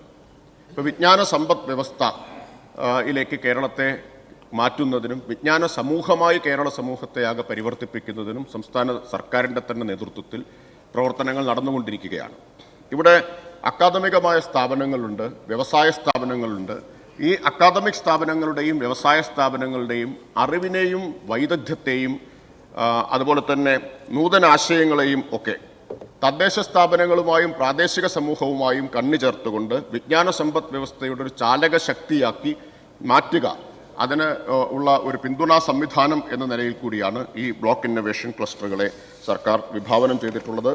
ഇപ്പോൾ 19 ബ്ലോക്കുകളിൽ പൈലറ്റ് അടിസ്ഥാനത്തിൽ ബ്ലോക്ക് ഇന്നൊവേഷൻ ക്ലസ്റ്ററുകൾ പ്രവർത്തിച്ചുകൊണ്ടിരിക്കുന്നുണ്ട്. Second question. സർ, ഈ ബ്ലോക്ക് ഇന്നൊവേഷൻ ക്ലസ്റ്ററുകളുടെ പ്രവർത്തനങ്ങളിൽ ഉദ്യോഗസ്ഥരുടെ പങ്ക് എന്താണ് എന്ന് ഉറപ്പുവരുത്തിയിട്ടുണ്ടോ? യെസ് സർ, ബ്ലോക്ക് ഇന്നൊവേഷൻ ക്ലസ്റ്ററുകളിൽ ഉദ്യോഗസ്ഥരുടെ പങ്ക് സംബന്ധിച്ച് വ്യക്തമായിട്ടുള്ള ധാരണ സർക്കാരിനുണ്ട്. പൊതുമേഖലാ സ്ഥാപനങ്ങളിൽ നിന്നും വിവിധ വകുപ്പുകളിൽ നിന്നും പ്രത്യേകം KDISCിൻ്റെ നേതൃത്വത്തിൽ തെരഞ്ഞെടുത്ത അവർക്ക് പരിശീലനം KDISC തന്നെ നേതൃത്വം കൊടുത്തുകൊണ്ട് പരിശീലനം നൽകിക്കൊണ്ടിരിക്കുന്നുണ്ട്. അവരെ ബ്ലോക്ക് ഇന്നൊവേഷൻ ക്ലസ്റ്ററുകളിൽ പങ്കാളിയാക്കുന്നതിനുള്ള ഒരു ഫ്രെയിംവർക്ക് കിലയും KDISCും ചേർന്ന് ഇപ്പോൾ തയ്യാറാക്കിക്കൊണ്ടിരിക്കുകയാണ്. ശ്രീ പി മമ്മിക്കുട്ടി ചുമതലപ്പെടുത്തിയ പ്രകാരം Shri CK Harindran. Sir, block innovation ക്ലസ്റ്ററുകളുടെ പ്രവർത്തനം കേരളത്തിലെ എല്ലാ ബ്ലോക്കുകളിലും വ്യാപിക്കുന്നതിനുള്ള പ്രവർത്തനങ്ങൾ ആരംഭിച്ചിട്ടുണ്ടോ? അത് പഞ്ചായത്ത് അടിസ്ഥാനത്തിലേക്ക് കൊണ്ടുവരാനാവുമോ? Yes minister. സർ, പൈലറ്റ് അടിസ്ഥാനത്തിൽ ഇപ്പോൾ രൂപീകരിച്ചിട്ടുള്ള ബ്ലോക്ക് ഇന്നൊവേഷൻ ക്ലസ്റ്ററുകളുടെ പ്രവർത്തനത്തിൻ്റെ അടിസ്ഥാനത്തിൽ അവയുടെ അനുഭവങ്ങളുടെ അടിസ്ഥാനത്തിൽ ഇതിൻ്റെ ഒരു അന്തിമ ചട്ടക്കൂടും പ്രവർത്തന മാതൃകയും വിശദമാക്കിക്കൊണ്ടുള്ള സർക്കാർ ഉത്തരവ് വൈകാതെ തന്നെ പുറപ്പെടുവിക്കും. സർക്കാർ ഇതിനെ കാണുന്നത് ഞാൻ നേരത്തെ വിശദീകരിച്ചതുപോലെ വിജ്ഞാന സമ്പദ് വ്യവസ്ഥയെ ചലിപ്പിക്കുന്ന ഒരു ചാലകശക്തിയായും പ്രാദേശിക സാമ്പത്തിക വികസനത്തെ ത്വരിതപ്പെടുത്താൻ സഹായിക്കുന്ന ഒരു സംവിധാനവുമായും ഇതിനെ വികസിപ്പിക്കണമെന്നതാണ് സർക്കാർ കാണുന്നത്. ഇപ്പോൾ വളർച്ച, സമഗ്രമായിട്ടുള്ള വളർച്ച ഉണ്ടായതുകൊണ്ട് മാത്രം സുസ്ഥിരമായ വികസനം ഉണ്ടാവണമെന്നില്ല. വളർച്ചയും വികസനവും, ഗ്രോത്തും ഡെവലപ്മെൻറ്റും രണ്ടും രണ്ടാണ്. അപ്പോൾ അതുകൊണ്ട് തന്നെ സാമ്പത്തിക വളർച്ചയെ സുസ്ഥിര വികസനവും ഉൾക്കൊള്ളുന്ന വികസനവുമായി ഇൻക്ലൂസീവ് ആൻഡ് സസ്റ്റൈനബിൾ ഡെവലപ്മെൻറ്റ് ആക്കി മാറ്റണമെങ്കിൽ ബോധപൂർവമായിട്ടുള്ള ഇടപെടലുകൾ ഉണ്ടാവണം. അപ്പം അതിന് പ്രാദേശികമായിട്ടുള്ള പ്രത്യേകതകൾ, യാഥാർത്ഥ്യങ്ങൾ ഇതെല്ലാം കണക്കിലെടുത്തുകൊണ്ടുള്ള അതിലെല്ലാം ഊന്നിയിട്ടുള്ള നൂതനാശയങ്ങളുടെ നിർമ്മിതി ഉണ്ടാവണം. അപ്പോൾ ആ നൂതനാശയ നിർമ്മിതിക്ക് പ്രോത്സാഹനം നൽകുക എന്നതുകൂടിയാണ് ബ്ലോക്ക് ഇന്നൊവേഷൻ ക്ലസ്റ്ററുകളിലൂടെ സർക്കാർ ഉദ്ദേശിക്കുന്നത്. ഇപ്പോൾ അക്കാദമിക് സ്ഥാപനങ്ങൾ, അതുപോലെ തന്നെ ഗവേഷണ സ്ഥാപനങ്ങൾ, പ്രാദേശിക സർക്കാരുകൾ ഇവയെ ബന്ധപ്പെടുത്തി ഒപ്പം പൊതുജനങ്ങളെയും ഇതുമായിട്ട് ബന്ധപ്പെടുത്തി നൂതനാശയങ്ങൾ നിർമ്മിക്കുക, അതിലൂടെ പരിഹരിക്കാൻ കഴിയാത്ത പ്രാദേശിക വികസന പ്രശ്നങ്ങൾക്ക് പരിഹാരമുണ്ടാക്കാൻ തദ്ദേശ സ്ഥാപനങ്ങൾക്കൊരു പിന്തുണാ സംവിധാനമൊരുക്കുക. പ്രാദേശിക സംരംഭകരെ സംബന്ധിച്ചാണെങ്കിൽ നൂതനാശയങ്ങളിലൂടെ അവരുടെ സംരംഭങ്ങളെ ആധുനികവൽക്കരിക്കുന്നതിനും മികച്ച ബിസിനസ് പ്ലാനുകൾ തയ്യാറാക്കുന്നതിനുമൊക്കെ അവരെ പ്രാപ്തരാക്കുക. ഇങ്ങനെയുള്ള വലിയ ലക്ഷ്യങ്ങളോട് കൂടിയിട്ടാണ് ബ്ലോക്ക് ഇന്നൊവേഷൻ സെൻ്ററുകൾ ആവിഷ്കരിച്ചിട്ടുള്ളത്. ബ്ലോക്ക് ഇന്നൊവേഷൻ സെൻ്ററുകളുടെ പ്രവർത്തനത്തിൻ്റെ അടിസ്ഥാനത്തിൽ അത് തുടർന്ന് മറ്റ് ബ്ലോക്കുകളിലേക്കും ഒക്കെ വ്യാപിപ്പിക്കുന്ന കാര്യം സർക്കാർ പിന്നീട് തീർച്ചയായിട്ടും പരിശോധിക്കുന്നതാണ്. ശ്രീ ജനീഷ് കുമാർ ചുമതലപ്പെടുത്തിയ പ്രകാരം Shri KP Kunhammedkutty master. Block innovation ക്ലസ്റ്ററുകൾ തദ്ദേശ സ്വയംഭരണ സ്ഥാപനങ്ങളുടെ പ്രാദേശിക സാമ്പത്തിക വികസനം എന്ന ലക്ഷ്യം കൈവരിക്കുന്നതിന് വേണ്ടുന്ന പ്രവർത്തനങ്ങൾക്ക് സഹായകരമാകുമോ? വിശദീകരിക്കാമോ? സർ, ഞാൻ കരുതുന്നത് ഇതിനകം തന്നെ വിശദീകരിച്ചു കഴിഞ്ഞു എന്നുള്ളതാണ്. സർക്കാരിൻ്റെ പ്രധാനപ്പെട്ട ഊന്നൽ തന്നെ പ്രാദേശിക സാമ്പത്തിക വികസനമാണ്. 14ാം പഞ്ചവത്സര പദ്ധതിയുടെ അടിസ്ഥാന സമീപനം തന്നെ പ്രാദേശിക സാമ്പത്തിക വികസനത്തെ ത്വരിതപ്പെടുത്തലാണ്. പ്രാദേശിക സാമ്പത്തിക വികസനം ത്വരിതപ്പെടുത്തണമെങ്കിൽ നൂതന ആശയങ്ങൾ ഉണ്ടാവണം. നൂതന ആശയങ്ങൾ സൃഷ്ടിക്കാൻ ഉതകുന്ന ഒരു ആവാസ വ്യവസ്ഥ ഉണ്ടാക്കുക എന്നതാണ് സംസ്ഥാന തലത്തിലും അതിൻ്റെ വികേന്ദ്രീകൃത മാതൃക എന്ന നിലയിൽ ഇപ്പോൾ ബ്ലോക്ക് തലത്തിലും ഈ സംവിധാനം ഒരുക്കിയിട്ടുള്ളത്. തീർച്ചയായിട്ടും നൂതനാശയങ്ങൾ സംരംഭകരിൽ നിന്ന്, അക്കാദമിക സ്ഥാപനങ്ങളിൽ നിന്ന്, ഗവേഷണ സ്ഥാപനങ്ങളിൽ നിന്ന്, പൊതുജനങ്ങളിൽ നിന്ന് എല്ലാം ഉണ്ടാവുമ്പോൾ അതിനെ ആ നൂതനാശയങ്ങളെ പദ്ധതികളാക്കി മാറ്റുന്നതിന് ഈ ബ്ലോക്ക് ഇന്നൊവേഷൻ സെൻ്ററുകളുടെ പിന്തുണ സഹായിക്കും എന്നാണ് സർക്കാർ കരുതുന്നത്. അത് പ്രാദേശിക സാമ്പത്തിക വികസനത്തെയും തൊഴിൽ സൃഷ്ടിക്കുന്നതിനെയും പ്രാദേശികമായി തൊഴിലും വരുമാനവും സൃഷ്ടിക്കുന്നതിനെയും ത്വരിതപ്പെടുത്തുന്ന ഒരു ഇടപെടലായിട്ട് മാറും. ശ്രീമതി കാനത്തിൽ ജമീല. ബ്ലോക്ക് ഇന്നൊവേഷൻ ക്ലസ്റ്ററുകളുടെ പ്രവർത്തനങ്ങളിലൂടെ പ്രാദേശിക തലങ്ങളിൽ വാണിജ്യ വ്യവസായ മേഖലകളിൽ ഉൾപ്പെടെ സമഗ്ര വികസനത്തിനുതകുന്ന നൂതന ആശയങ്ങളെ വാർത്തെടുക്കുന്നതിന് ഉതകുന്ന ലക്ഷ്യം കൈവരിക്കാൻ സാധിക്കുമോ സാർ? യെസ്, പറഞ്ഞു കഴിഞ്ഞു, വിശദീകരിച്ചു. ശ്രീ വിഷ്ണുനാഥ്. കേരളത്തെ ഒരു ജ്ഞാന സമ്പദ് വ്യവസ്ഥ കെട്ടിപ്പടുക്കുക എന്ന ലക്ഷ്യത്തോടുകൂടി ആരംഭിക്കുന്ന പ്രവർത്തനങ്ങളുടെ തുടർച്ചയാണ് ഈ ക്ലസ്റ്റർ. സാർ, ഈ നോളജ് എക്കണോമിക് മിഷൻ നടത്തിയ സർവേയിൽ ആദ്യഘട്ടത്തിൽ 53 ലക്ഷം പേരാണ് തൊഴിൽ അന്വേഷകരായി കേരളത്തിൽ ഉള്ളതായിട്ട് കണ്ടെത്തിയതായി സർക്കാർ റിപ്പോർട്ടിൽ പറയുന്നത്. അതിൽ ഈ ഡിജിറ്റൽ വർക്ക് ഫോഴ്സ് മാനേജ്മെൻറ്റ് സിസ്റ്റത്തിൽ DWFM-ൽ രജിസ്റ്റർ ചെയ്തത് 18 ലക്ഷം പേരാണ്. 53 ലക്ഷം പേരെ കണ്ടെത്തിയിട്ട് 18 ലക്ഷം ആളുകൾ രജിസ്റ്റർ ചെയ്തിട്ടുണ്ട്. പക്ഷേ അതിൽ കണ്ടെത്തിയ തൊഴിലുകൾ 2 ലക്ഷത്തിനടുത്ത് മാത്രമാണെന്നാണ് സർക്കാരിൻ്റെ റിപ്പോർട്ട് തന്നെ പറയുന്നത്. അപ്പോൾ ഈ തൊഴിൽ അന്വേഷകരുടെ പ്രതീക്ഷയും ഈ നമ്മൾ കണ്ടെത്തിയ തൊഴിലിൻ്റെ സ്വഭാവവും തമ്മിലുള്ള അകലമാണ് ഈ 53 ലക്ഷം, പിന്നെ അത് 18, പിന്നെ 2 എന്നതിലേക്ക് ചുരുങ്ങുന്നതിന് ഒരു കാരണമാകുന്ന റിപ്പോർട്ട് തന്നെ പറയുന്നുണ്ട്. സാർ, അതുകൊണ്ട് ഇപ്പോൾ സംസ്ഥാന വ്യാപകമായി തദ്ദേശ സ്വയംഭരണ സ്ഥാപനങ്ങളിലേക്ക് ഇത് വ്യാപിപ്പിക്കുകയാണ്. 23-24 ഇതിനു വേണ്ടിയിട്ട് 13 കോടി രൂപ മാത്രമാണ് മാറ്റിവെച്ചത്. കേരളത്തെ ജ്ഞാനസമ്പദ് വ്യവസ്ഥയാക്കി മാറ്റുന്നതിന് ഈ 13 കോടി രൂപ മതിയാകാതെ വരും സാർ. അപ്പോൾ ഈ മറ്റ് സ്ഥാപനങ്ങളിലേക്ക് കൂടി ഇത് വ്യാപിക്കുകയും ഈ ക്ലസ്റ്ററൊക്കെ വരികയും ചെയ്യുമ്പോൾ അതിനാവശ്യമായ തുക അനുവദിക്കുമോ? ഇപ്പോൾ എത്ര പഞ്ചായത്തുകൾ ആരംഭിച്ചിട്ടുണ്ട്? ഇനി എത്ര പഞ്ചായത്തുകളിലേക്ക് കൂടി ഇത് കൊണ്ടുവരാൻ ഉദ്ദേശിക്കുന്നുണ്ട്? മിനിസ്റ്റർ. സർ, ബഹുമാനപ്പെട്ട അംഗം പറഞ്ഞത് ഈ തൊഴിൽ അന്വേഷകരായി രജിസ്റ്റർ ചെയ്തവരും തൊഴിലിന് പ്രാപ്തരായി കണ്ടെത്തപ്പെട്ടവരും തമ്മിലുള്ള അകലത്തെക്കുറിച്ചാണ്. സർ, അത് പരിഹരിക്കുന്നതിന് വേണ്ടിയിട്ടാണ് സംസ്ഥാന സർക്കാർ ഇപ്പോൾ നൈപുണ്യ വികസനത്തിനും ഒക്കെയുള്ള ഊന്നൽ കൊടുത്തുകൊണ്ടിരിക്കുന്നത്. വിജ്ഞാന കേരളം പദ്ധതി ഇപ്പോൾ സംസ്ഥാനത്താകെ വളരെ വിജയകരമായ നിലയിൽ നടപ്പാക്കുന്നതിന് തുടക്കം കുറിച്ചു കഴിഞ്ഞു. അതിൻ്റെ ഭാഗമായി മെഗാ തൊഴിൽ മേളകൾ സംഘടിപ്പിച്ചുകൊണ്ടിരിക്കുകയാണ്. ആലപ്പുഴയിൽ ആദ്യത്തെ തൊഴിൽ മേള വളരെ വിജയകരമായി തന്നെയാണ് അവസാനിച്ചത്. അപ്പോൾ ആ തൊഴിൽ മേള കേവലം തൊഴിൽ മേള മാത്രമല്ല സർ. ആ തൊഴിൽ മേളയിൽ പങ്കെടുത്ത് അതിൽ പങ്കെടുത്തവരിൽ തൊഴിലിന് അർഹരാവാത്ത, അതിനാവശ്യമായിട്ടുള്ള നൈപുണ്യം ആർജിക്കാൻ കഴിയാത്ത ആളുകളെ കണ്ടെത്തി അവർക്ക് ആ നൈപുണ്യം ആർജിക്കാൻ കഴിയുന്ന തരത്തിലുള്ള തുടർ പരിശീലനം കൊടുക്കുന്നതുൾപ്പെടെ വിജ്ഞാന കേരളത്തിൻ്റെ ഭാഗമാണ്. അപ്പോൾ സമഗ്രമായൊരു സമീപനം തന്നെയാണ് സർക്കാർ സ്വീകരിക്കുന്നത്. ഇപ്പോൾ ലഭ്യമായിട്ടുള്ള ആധുനികമായിട്ടുള്ള പ്രത്യേകിച്ച് വൈജ്ഞാനിക മേഖലയിലെ തൊഴിലുകൾ ഒക്കെ നേടുന്നതിന് ആവശ്യമായിട്ടുള്ള സ്കില്ല് പലർക്കുമില്ല. അപ്പോൾ അവരുടെ സ്കിൽ മെച്ചപ്പെടുത്തുന്നതിനുള്ള ഇടപെടൽ കൂടി ഈ പദ്ധതിയുടെ ഭാഗമായിട്ട് ഉദ്ദേശിക്കുന്നുണ്ട്. പിന്നെ തുകയുടെ വലിപ്പമല്ല സർ. ഇപ്പോൾ നൂതനാശയങ്ങളെ പ്രോത്സാഹിപ്പിക്കുന്നതിന് എത്ര തുക കൊടുക്കുന്നു എന്നുള്ളതല്ല.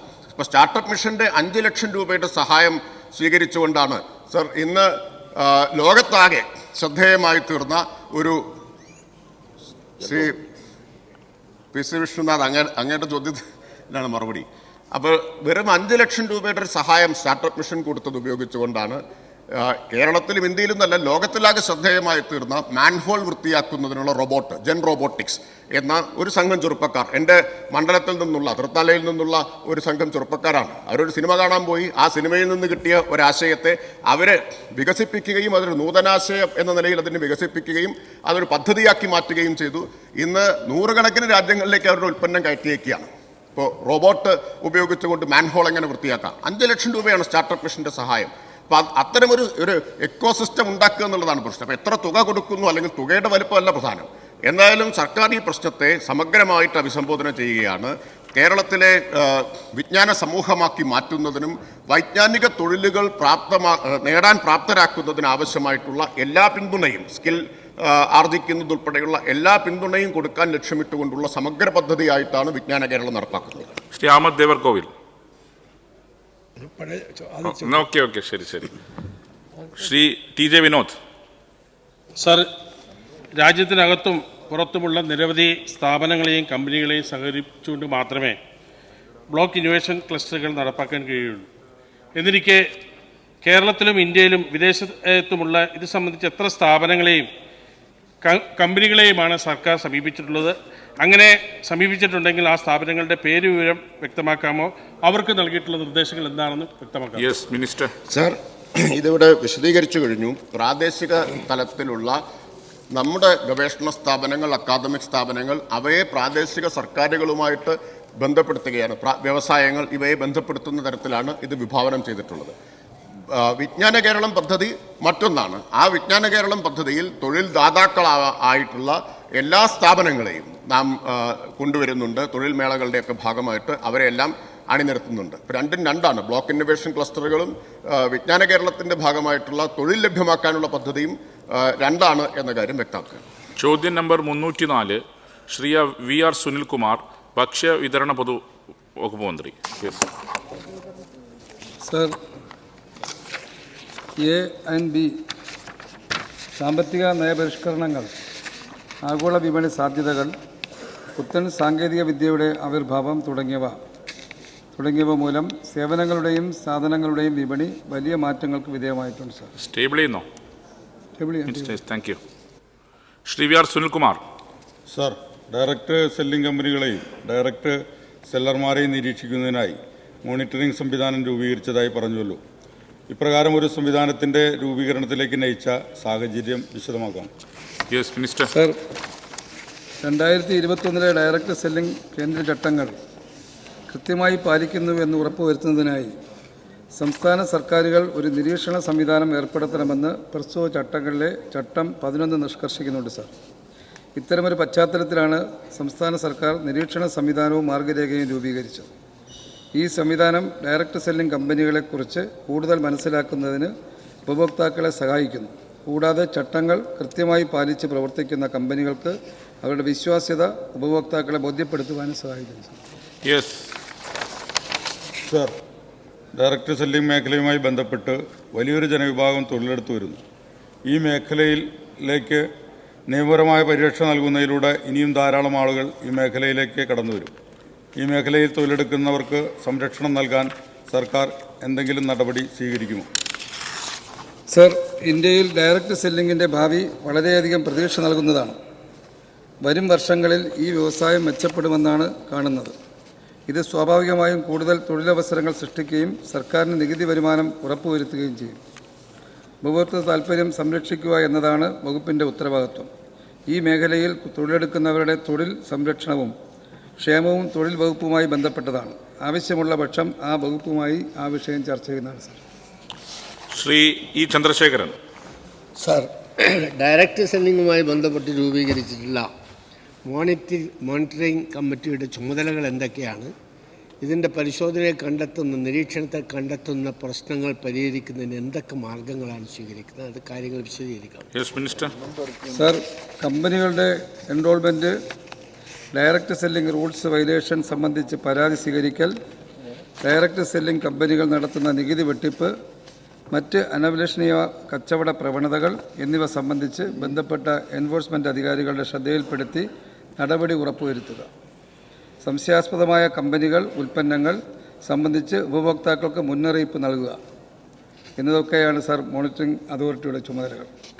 നിരീക്ഷണത്തിൽ കണ്ടെത്തുന്ന പിഴവുകൾ തിരുത്താൻ കമ്പനികൾക്കും ഡയറക്റ്റ് സെല്ലേഴ്സിനും നിർദ്ദേശം നൽകുകയും നിർദ്ദേശങ്ങൾ പാലിക്കാതിരുന്നാൽ നിർവഹണ ഉദ്യോഗസ്ഥർ മുഖേന ഉചിതമായ നിയമ നടപടി സ്വീകരിക്കുകയും ചെയ്യും sir. Yes minister.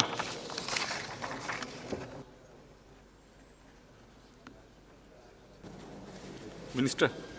Yes Shri Muhammad Mohsin. Sir, direct selling മേഖലയിൽ ഇപ്പോൾ ആ സംവിധാനം ഒരുക്കുന്നതിന് വേണ്ടിയിട്ടും അത് സംരക്ഷിക്കുന്നതിനും വേണ്ടിയിട്ടുള്ള നടപടികൾ സ്വീകരിച്ചതിൻ്റെ കാര്യം ഇവിടെ പറഞ്ഞു. മോണിറ്ററിംഗ് സംവിധാനത്തിൻ്റെ കാര്യവും പറഞ്ഞു. പക്ഷേ ഈ മേഖലയിൽ ഒട്ടേറെ തട്ടിപ്പുകൾ നടക്കുകയും ഒരുപാട് ആളുകൾ പറ്റിക്കപ്പെടുകയും ചെയ്യുന്നുണ്ട് എന്നുള്ളതൊരു സത്യമാണ്, ഒരു വസ്തുതയാണ്. അപ്പോൾ അങ്ങനെയുള്ള ഉപഭോക്തൃ സംരക്ഷണത്തിന് വേണ്ടി എന്തൊക്കെ സംവിധാനമാണ് ഉണ്ടായിട്ടുള്ളത്? ഈ സാധനങ്ങളും സേവനങ്ങളും വാങ്ങുന്നത് അത് നിരീക്ഷിക്കാനും അതോടൊപ്പം തന്നെ അതിൽ പരാതി ഉള്ളത് ഗുണഭോക്താവിന് അല്ലെങ്കിൽ ഉപഭോക്താവിന് അത് പരിശോധിക്കാനുമുള്ള ഒരു സംവിധാനം ഈ മോണിറ്ററിംഗ് സംവിധാനത്തിൻ്റെ ഭാഗമായിട്ടുണ്ടോ എന്നുള്ളതാണ് ചോദ്യം. Yes minister. സർ, നിരവധി തട്ടിപ്പുകളും ഉപഭോക്തൃ ചൂഷണങ്ങളും ഈ മേഖലയിൽ ഉണ്ടായിട്ടുണ്ട് സർ. അതൊരു വസ്തുത തന്നെയാണ്. അതുതന്നെയാണ് ഇത്തരത്തിൽ ശക്തമായ ഒരു നിരീക്ഷണ സംവിധാനം രൂപീകരിക്കുന്നതിന് സർക്കാരിനെ പ്രേരിപ്പിച്ചത്. സംസ്ഥാനത്ത് പ്രവർത്തിക്കുന്ന ഡയറക്റ്റ് സെല്ലിംഗ് കമ്പനികൾ ഉപഭോക്തൃകാര്യ വകുപ്പിൽ എൻറോൾ ചെയ്യണമെന്ന് മാർഗരേഖ നിഷ്കർഷിക്കുന്നുണ്ട്. വിശദമായ പരിശോധനയ്ക്ക് ശേഷം യോഗ്യരായ കമ്പനികളുടെ പട്ടിക വെബ്സൈറ്റിൽ പ്രസിദ്ധപ്പെടുത്തും.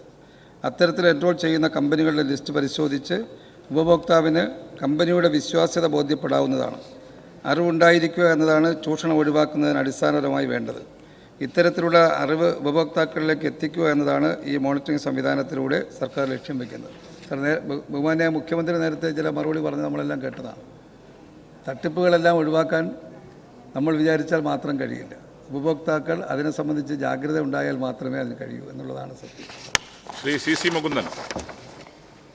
സർ, ഡയറക്റ്റ് സെല്ലുമായി ബന്ധപ്പെട്ട മോണിറ്ററിംഗ് അതോറിറ്റി രൂപീകരണത്തിൽ ഈ മേഖലയിൽ പ്രവർത്തിക്കുന്ന ട്രേഡ് യൂണിയൻ ഉൾപ്പെട്ടവരുടെ അഭിപ്രായവും നിർദ്ദേശങ്ങളും തേടിയിട്ടുണ്ടോ? വിശദമാക്കാമോ? സർ, ഈ മേഖലയിൽ പ്രവർത്തിക്കുന്ന ട്രേഡ് യൂണിയനുകൾ ഡയറക്റ്റ് സെല്ലിംഗ് കമ്പനികളുടെ അസോസിയേഷനുകൾ എന്നിവയുടെ പ്രതിനിധികളുമായി നിരവധി ചർച്ചകൾ നടത്തിയിരുന്നു സാർ. തിരഞ്ഞെടുക്കപ്പെട്ട പ്രതിനിധികളും മേഖലയുമായി ബന്ധപ്പെട്ട് പ്രവർത്തിക്കുന്ന ഉദ്യോഗസ്ഥരെയും ഉൾപ്പെടുത്തി വകുപ്പ് ഈ വിഷയത്തിൽ ഒരു ശില്പശാലയും സംഘടിപ്പിച്ചത്. അത്തരത്തിൽ സ്വരൂപിച്ച അഭിപ്രായങ്ങളും നിർദ്ദേശങ്ങളും കൂടി പരിഗണിച്ചാണ് മോണിറ്ററിംഗ് സംവിധാനത്തിൻ്റെ മാർഗരേഖ സർക്കാർ തയ്യാറാക്കിയത്. ശ്രീ മഞ്ഞളാംകുവേലി. സർ, ഈ 2021 കേന്ദ്ര ചട്ടങ്ങളുടെ അടിസ്ഥാനത്തിൽ ഡയറക്റ്റ് സെല്ലിംഗ് കമ്പനികൾ നിയന്ത്രിക്കുന്നതിന് സംസ്ഥാനത്തും ഒരു മോണിറ്ററിംഗ് മെക്കാനിസം ആരംഭിച്ചിട്ടെന്ന് അങ്ങോട്ട് പറഞ്ഞു. സർ, എന്നിട്ടും തെറ്റിദ്ധരിപ്പിക്കുന്ന പരസ്യങ്ങളുടെയും കൃത്യമായ മേൽവിലാസമില്ലാതെയും ഉപഭോക്താക്കളെ കബളിപ്പിക്കുന്ന ഡയറക്റ്റ് സെല്ലിംഗ് കമ്പനികൾ സംസ്ഥാനത്ത് ഇപ്പോഴും സജീവമാണ്. ഇതിൽ കൂടുതൽ ഉൾപ്പെടുന്നവർ സർ ചെറുപ്പക്കാരാണ്. അവരുടെ പർച്ചേസിങ് ഹാബിറ്റ് തന്നെ മാറി, ഡയറക്റ്റ് ഷോപ്പിലേക്ക് പോകുന്നില്ല, വീട്ടിലിരുന്ന് ഓർഡർ ചെയ്യുകയാണ്. അപ്പോൾ ഇവരൊക്കെ വളരെ വലിയ പ്രശ്നത്തിലേക്കാണ് എത്തിപ്പോകുന്നത്. സർ, അപ്പോൾ ഇതുവരെ ഈ മോശമായിട്ടുള്ള കമ്പനികൾ അവരുടെ ലിസ്റ്റ് പ്രസിദ്ധീകരിക്കുമോ? ഈ ഡയറക്റ്റ് സെല്ലിംഗ് കമ്പനികളുടെ ലിസ്റ്റ് മോണിറ്ററിംഗ് സെറ്റിലുണ്ടായിരിക്കും, അത് പ്രസിദ്ധീകരിക്കുമോ? മോശമായ കമ്പനികളെയും ചീത്ത കമ്പനികളെയും സർ വേറിട്ട് അവരുടെ ലിസ്റ്റ് പ്രസിദ്ധീകരിക്കുമോ? അതാണ് എൻ്റെ ചോദ്യം. Yes minister. സാർ, ഞാൻ നേരത്തെ വിശദീകരിച്ചു ആ വിഷയം. ഈ സംവിധാനം നമ്മൾ ആദ്യമായിട്ടാണ്, ഒരുപക്ഷെ ഇന്ത്യയിൽ ആദ്യമായിട്ടാണ് കേരളത്തിൽ ഇങ്ങനൊരു സംവിധാനത്തിലേക്ക് എത്തുന്നത്. ഇത് ആരംഭിച്ച് കഴിഞ്ഞതേ ഉള്ളൂ. അതിനെ സംബന്ധിച്ചുള്ള ലിസ്റ്റ് തയ്യാറാക്കുന്നുണ്ട്. യഥാർത്ഥ ഉപഭോക്താവിന് അടുക്കാൻ കഴിയുന്ന സ്ഥാപനങ്ങൾ ഏതാണെന്നും എന്നുള്ള വ്യക്തമായിട്ടുള്ള വിവരം പ്രസിദ്ധീകരിക്കുന്നതാണ്. യെസ്. ചോദ്യം നമ്പർ 305 ശ്രീ സനീഷ് കുമാർ ജോസഫ്. ബഹുമാനപ്പെട്ട മുഖ്യമന്ത്രി.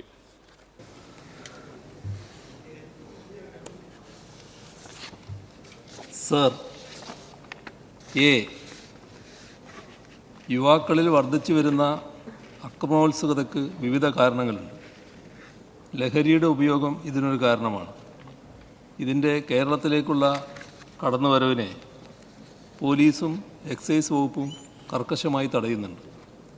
മയക്കുമരുന്ന് വിൽപ്പനയും ഉപയോഗവും തടയുന്നതിനായി കർമ്മ പദ്ധതികൾ പോലീസ് ആവിഷ്കരിച്ച് നടപ്പിലാക്കിയിട്ടുണ്ട്. പോലീസ് വകുപ്പിൻ്റെ നേതൃത്വത്തിൽ ലഹരി ഉപയോഗിച്ച ശേഷം പോലീസ് വകുപ്പിൻ്റെ നേതൃത്വത്തിൽ ലഹരി ഉപയോഗിച്ച ശേഷം കുറ്റകൃത്യങ്ങളിൽ പങ്കാളിയാകുന്നവർക്കെതിരെ കർശന നിയമ നടപടികൾ സ്വീകരിച്ചു വരുന്നു.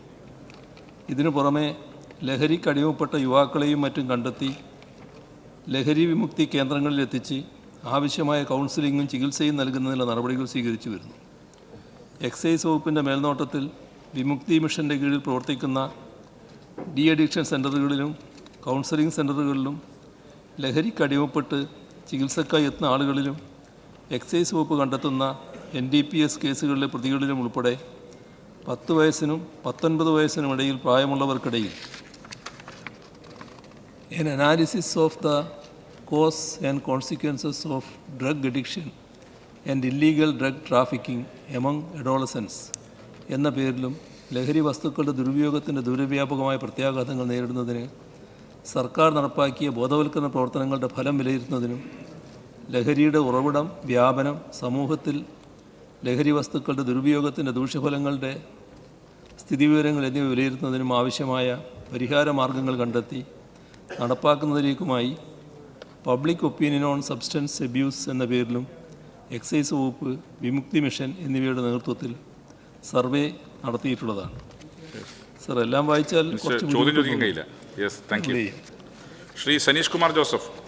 സർ, പൂക്കോട് വെറ്റിനറി സർവകലാശാല ഹോസ്റ്റലിലും കോട്ടയം നഴ്സിംഗ് കോളേജ് ഹോസ്റ്റലിലും നടന്ന മനുഷ്യത്വരഹിതമായ റാഗിംഗ് ലഹരിയുടെ സ്വാധീനത്താലാണെന്ന് വ്യക്തമായിട്ടുള്ളതാണ്.